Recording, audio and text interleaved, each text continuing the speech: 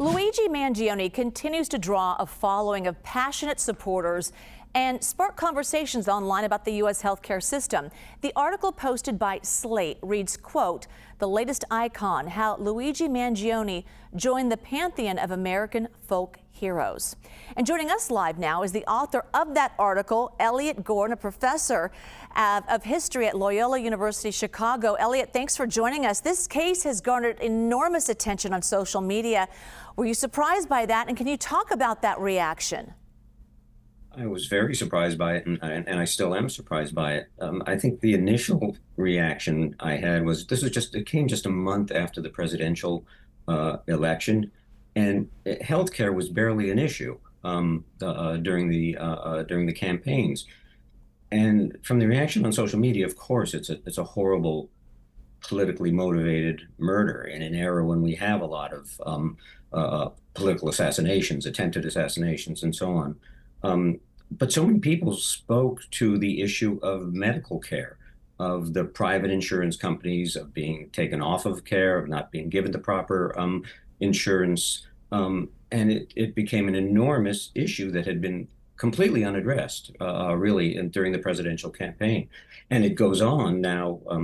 I mean, the closing down of the government, the motivation was the cuts in Medicaid and in Obamacare and so on. It remains an ongoing issue in America. Have we seen any other violent incidents or suspected criminals generate this kind of following? Oh, yes. Oh, yeah. Certainly, Jesse James has been mentioned in the West. The one that came to my mind immediately was John Dillinger during the Great Depression. The bank robber. He robbed a dozen banks for hundreds of thousands of dollars. Roughly a dozen people died in those events. But it was the context of the Great Depression when roughly 10,000 banks had closed their doors. There was no insurance back then.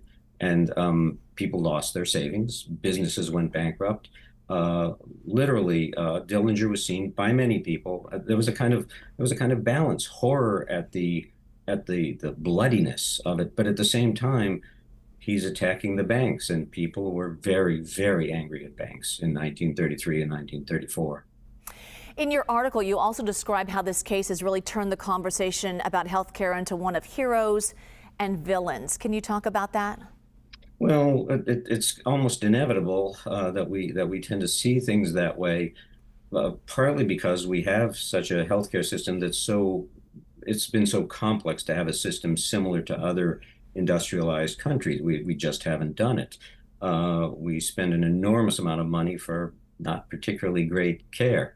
So it's very, very controversial, and we don't seem to be able to advance very much. I mean, even Obamacare, which is a patchwork, I mean, it's very important for people, terribly important for people, but it's not a well put together plan in the sense that it works smoothly, easily. It's expensive, it's bulky. So it's an issue that politicians try to avoid. They don't want to talk about it too much. And at the same time, it's really an essential issue. Yeah. Elliott Gorn, appreciate your time. Thank you so much. Thank you very much.